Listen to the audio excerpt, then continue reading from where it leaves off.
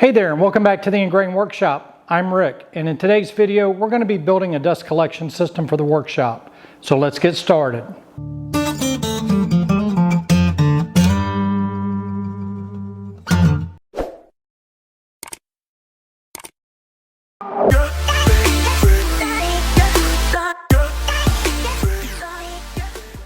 So before we get started, I wanted to go over the design process before we jumped into the build process.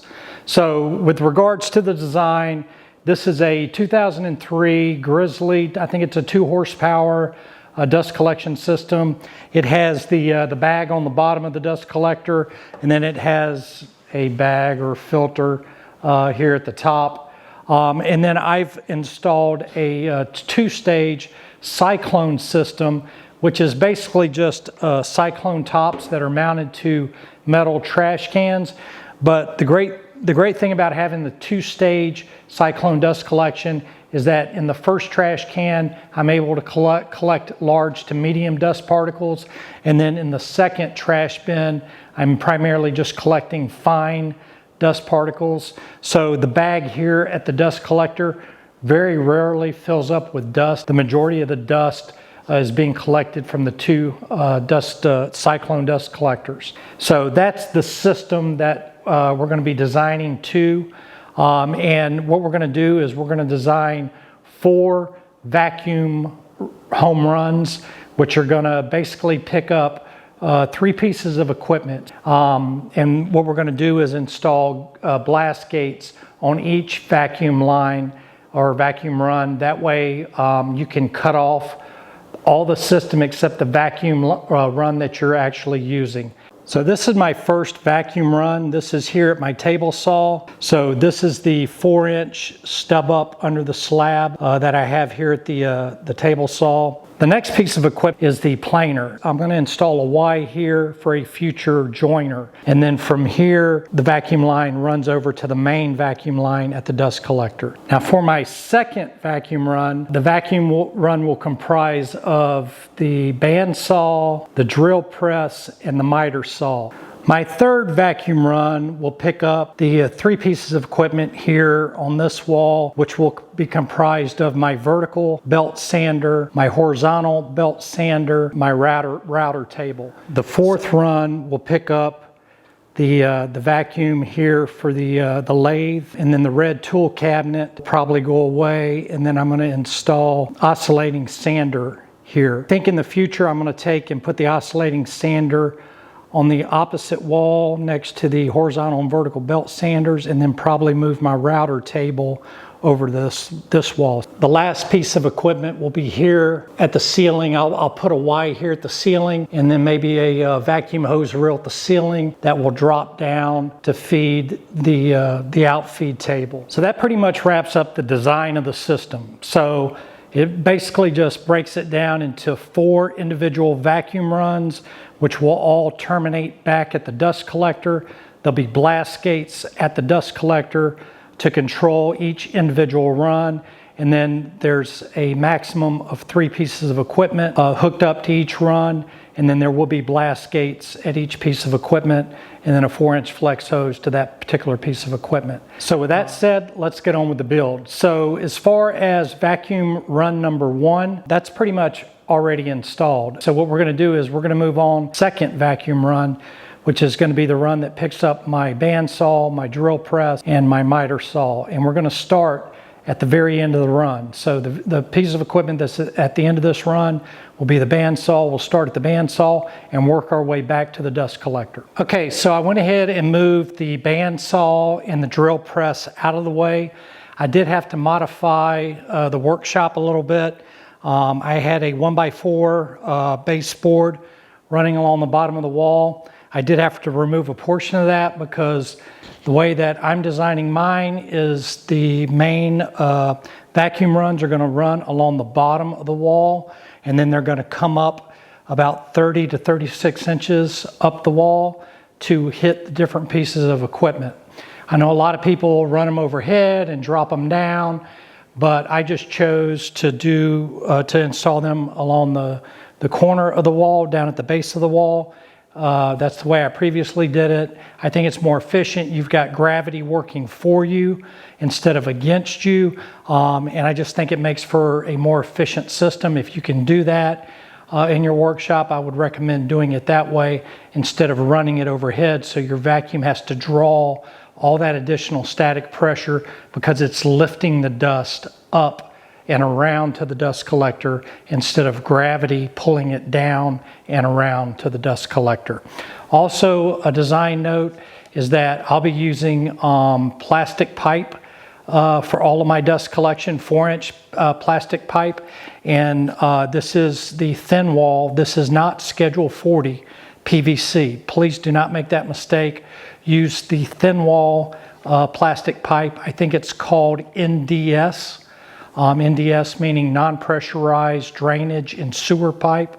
So this pipe is not designed to be under a pressure load, but it works great for dust collection. And trust me, the sewer/drainage pipe is a lot cheaper than running out and buying Schedule 40 pipe, Schedule 40 fittings. Can you do it that way? Yes, absolutely, but it's probably going to cost you twice as much. And to just give it a little aesthetic value to it, just like with all my surface mounted conduit and boxes, I'm going to do the same thing with my vacuum pipe. I'm just going to spray paint everything black so it sort of matches, and I think that looks better than just the white plastic pipe. All right, so again, here we are. We're going to start here at the bandsaw. I also noticed that a lot of people talk about not having any 90s in your dust collection. And absolutely, but there's no way you're going to be able to design a system that's not going to require a 90. And some people recommend using 2 back-to-back 45s, and that is a good idea. But you can also use a 90, I think, as long as you use a long sweep 90. This is a long sweep 90. It's not a typical L90, so it doesn't restrict the volume and add static pressure to your system. So I think as long as you go with a long sweep 90, you'll be fine. My previous system, that's all I had was long sweep 90s and 45s, and that worked out fine as long as you just don't have a 90-degree elbow. All right, so let's get started here at the bandsaw connection. Since that's going to be the end of the vacuum run, we're just going to use a 90 fitting and then add the PVC to it. And then it's going to be mounted on the wall here. And then I will add a blast gate to the top of this. And then we'll keep running it down the wall, and we'll pick up the drill press. And then around the corner, we'll pick up the miter saw and then feed it all the way back to the dust collector. Now, as far as my connections, in my old system, before I renovated the workshop, I glued up all my connections. And, you know, that was the wrong thing to do because I was literally unable to use anything from my old dust collection system other than the pipe. I was able to cut the pipe out, and I am going to be able to reuse the pipe, but all the fittings were worthless. I've seen people tape up these fittings. I'm not going to do that, but what I am going to do is I'm going to use silicone caulk on the inside of the fittings and use the silicone to seal the fitting and to fasten it to the fitting to the pipe, and that should suffice. That should be plenty enough to not allow any suction from around the fitting and to keep the fitting tight.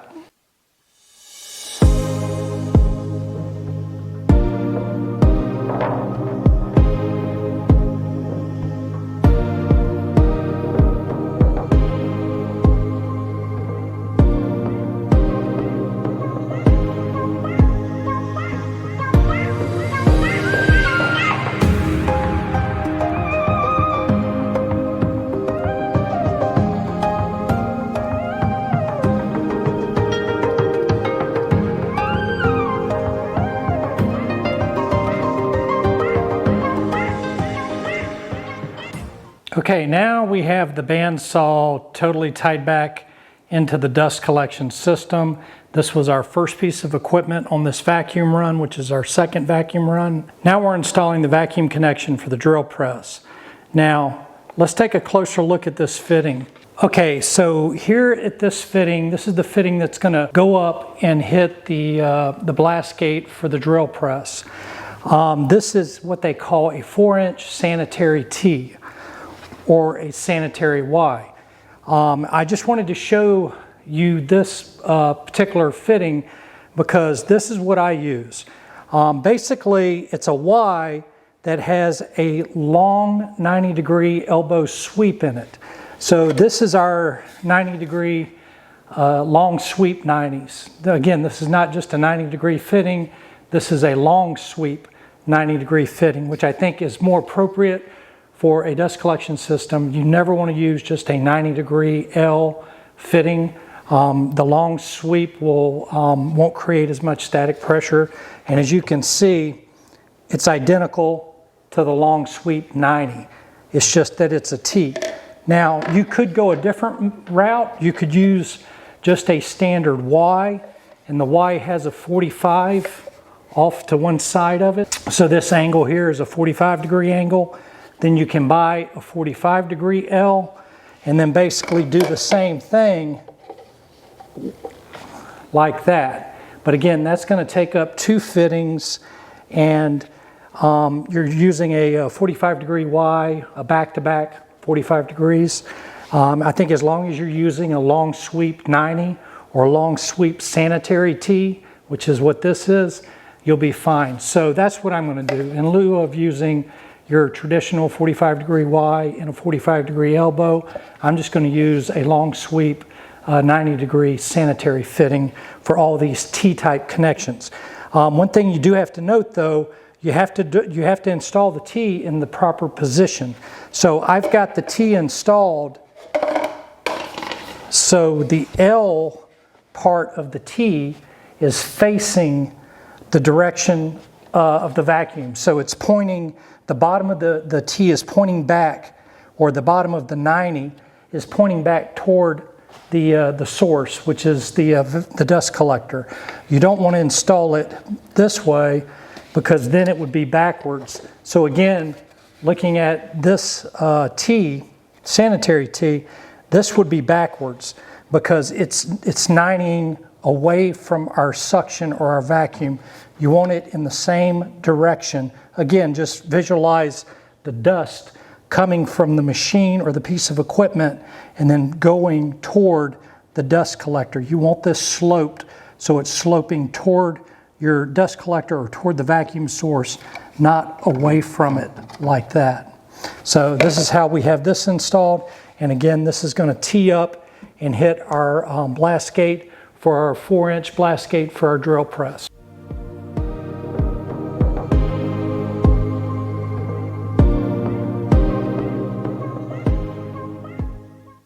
So the diameter is not exactly 4 inches. So if you take a standard thin wall piece of 4-inch pipe, you'll see that it slides fairly easy, and you can see the gap that's around the blast gate and the pipe.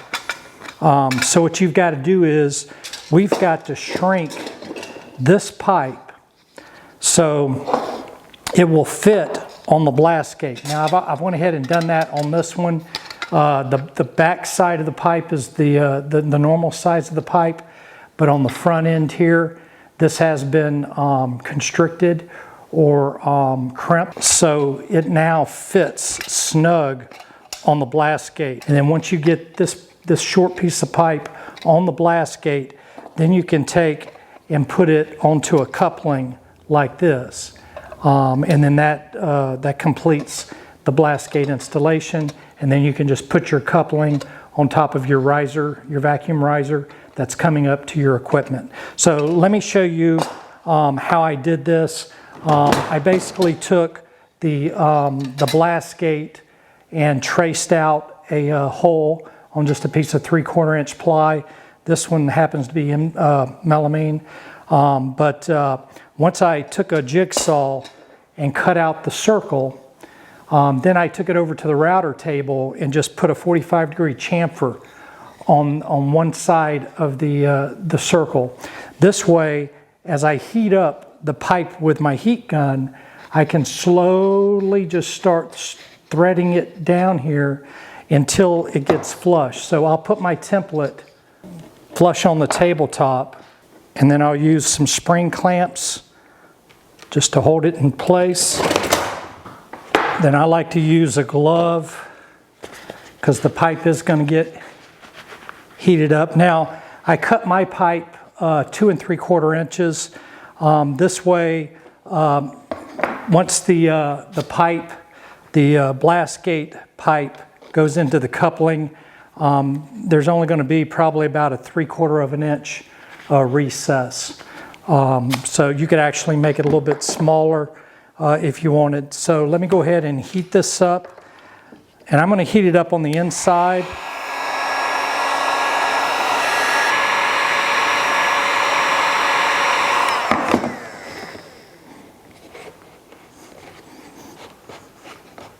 And as you can see, it's now pushed all the way down and is flush with the table. And then I've just went around the inside perimeter just to make sure that there's no crimps or anything in the pipe. We'll let it sit there for about 2 or 3 minutes, let it kind of cool off and take form, and then that should be all that we need to do. Okay, it's pretty much cooled off now. I'm going to unclamp the template from the table, and as you can see, it's flush with the diameter of the circle, which should be the same as the blast gate. And then we're just going to slide it out. And then, you know, it's just a subtle crimp is all it is.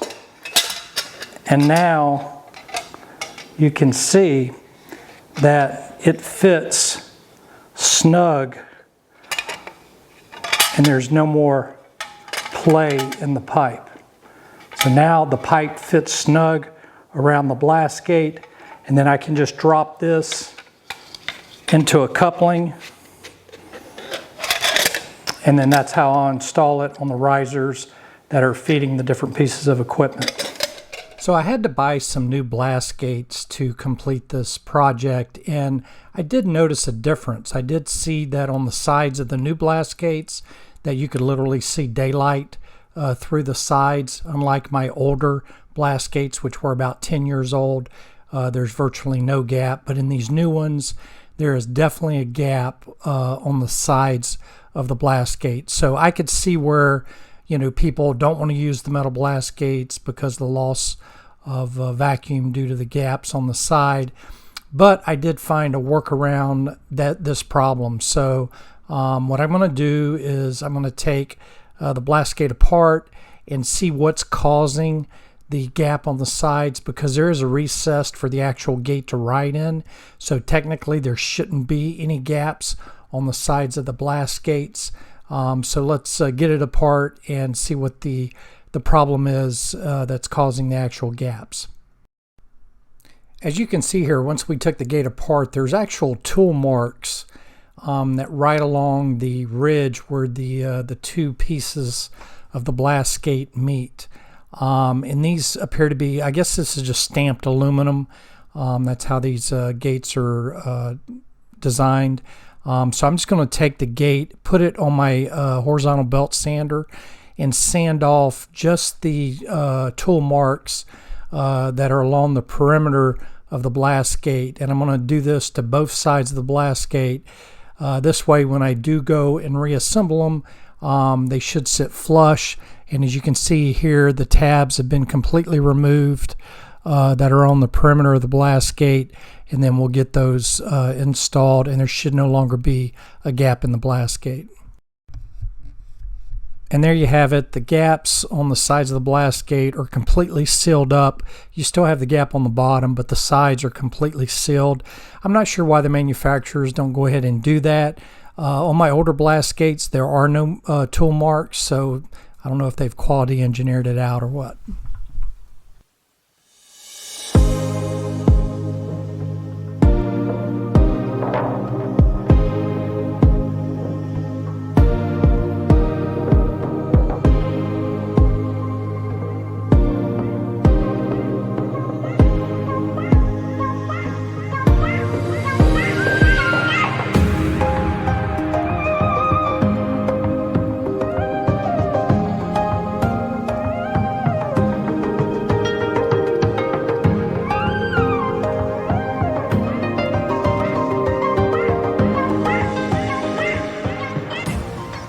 Okay, so I wanted to stop and show everyone the configuration that I'm going to have at my miter saw station and all the components that are going to make up the dust collection system at the miter saw station.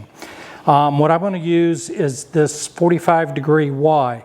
The reason why I chose this because my miter saw station is going to have two dust collections. One is going to be the dust collection at the miter saw that comes with the miter saw, that's typically located right there behind the blade. And then I wanted an option for a secondary dust collection, either through a downdraft or something. I haven't designed this portion yet, so this is why I'm only going to just dry fit everything here for now.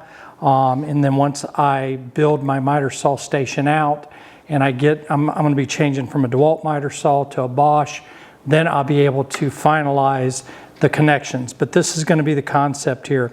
So I've got a sleeve in here at the 45, and I'm just going to put a cap on this side of the 45. I'm not going to do anything as far as the downdraft. Temporarily, I'm going to continue to use my DeWalt miter saw, so I will have the one dust collection port at the back of that DeWalt miter saw.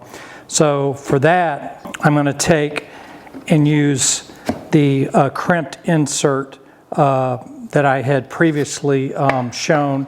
And what I did is I took a 2 1/4 inch by 4 inch reducer, put the crimped coupling on the 4 inch side, and now I can slide that in to the top of the Y, and then I'll come off of here with a 2 1/4, reduce that down to 1 1/2 inch, which I'll show you over at the existing miter saw station, and then that 1 1/2 inch line is it's a flex line that will go to the actual saw. So that's the top half of the Y. Now, as far as the bottom half of the Y, I've made up two crimped couplings, or two crimped fittings that I showed previously. So the one will go on the bottom side of the 45, and then that will fit over the blast gate, and then I'll take the other crimped portion, put it in a coupling, and then the other side of the blast gate will sit on top of that. And again, from the blast gate up, I'm just going to dry fit. From the blast gate down, I'll go ahead and silicone and make that the permanent connection, because everything below the blast gate isn't going to change, but everything above the blast gate could possibly change, which is why I'm just going to dry fit it all for now. Also, I want to show you on my blast gate, I have a hole drilled here on the gate itself, and what I'm going to do is put some all thread through here and put a lock nut and a lock nut washer and a bolt or nut on the back of this, and then the all thread will extend out past my miter saw station. Then I can put a handle on that all thread, and then I can control the blast gate from right there at the miter saw station without having to reach over or reach under to open blast gates. There'll be a knob right there, and I'll show you, but that's how I had it previously, and that worked out real well, so I'm going to continue with that design. So this is how the blast gate at the miter saw is going to work.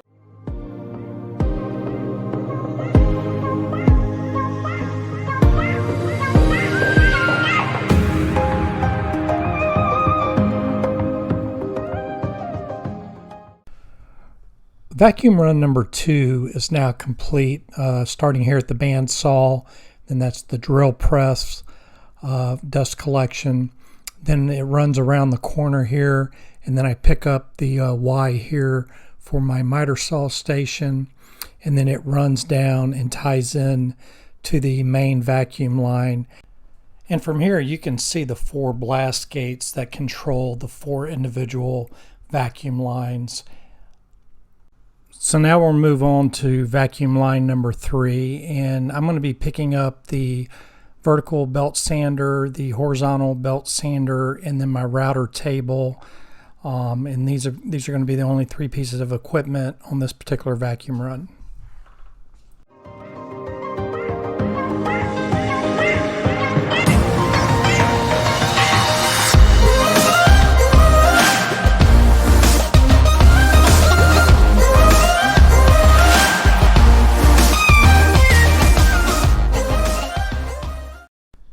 The three dust collection risers here at vacuum run number 3 are pretty much the same, except for the one at the router table, which you can see here has two 2¼ inch connections, because my router table has a vacuum at the fence and then a vacuum that is located inside of the cabinet itself. So here at the cyclone lids, I took a 4-inch coupling and just cut it in half and used half of that coupling on the inside of the cyclone lid, and I had to do that on both the intake and outtake side. Once I silicone the half coupling to the inside of the silicone lid, I had to take a piece of 4-inch pipe and then crimp it or shrink it down so it would fit through the outside of the cyclone lid. And once I got the 4-inch pipe crimped down, I was able then to insert that to finalize the connections here at the cyclone lids. Okay, so that's going to wrap up the dust collection system. So just to recap, this is the 4-inch dust hose here at my table saw. Again, that's roughed in under the slab, and it comes over and there's a Y and it picks up the 4-inch port here at the planer. And then I am going to put a Y, future Y, for a joiner. That way I'll have my joiner and planer right here next to each other. And then from here, it runs back over to the main vacuum line where I have my number 1 blast gate, because this represents the number 1 vacuum line. And I will come back and label the blast gates either with a Sharpie or a Brother label maker. This is blast gate number 2, and this runs over and feeds the miter saw station, where I have I believe it's a 2¼ inch flex hose temporarily until I can upgrade my miter saw station. And then it goes around the back side of the miter saw station and around to the drill press. And I don't have this hooked up. I just have a blast gate that's always closed until I can upgrade my drill press. And then I've got the bandsaw, and then that's the last piece of equipment on vacuum line number 2. This is the blast gate for vacuum line number 3, and again that picks up the router table, which has two 2¼ inch flex hoses that pick up the vacuum at the fence and then at the router cabinet. And then I've got 2 4-inch flex risers here for the horizontal and the vertical belt sander. And then that wraps up vacuum line number 3. And then my last vacuum line, which is going to be vacuum line number 4, there's the blast gate for vacuum line 4, is going to go up the wall. Now I just roughed it in right there, but it will eventually go all the way across to the other side of the workshop, where I will eventually pick up the dust collection at the lathe. And then I'm going to put a future oscillating belt and disc spindle sander there. And then I'm also going to connect the flex hose to the ceiling and have a drop down here at the outfeed table. So I will have a flexible hose here at the outfeed table for things like my orbital sander and any other type of sanding and needs that I need here at the outfeed table. Well, that's going to wrap up this video. I hope this video helps you out in your project. If it did, please leave it a like. And please hit that subscribe button and ring that notification bell. It really supports the channel and it doesn't cost you anything.